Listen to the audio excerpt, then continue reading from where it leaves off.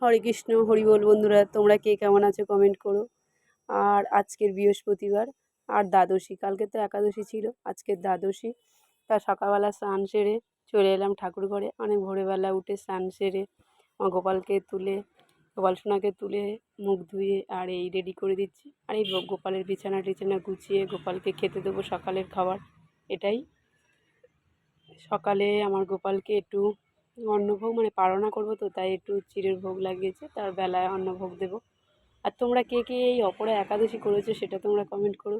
আর আমি তো তোমাদেরকে বলেছি বন্ধুরা, যে যাই করো না কেন মাসে এই দুটো একাদশী তোমরা করবে। বছরে 12 × 24টা একাদশী পড়ে।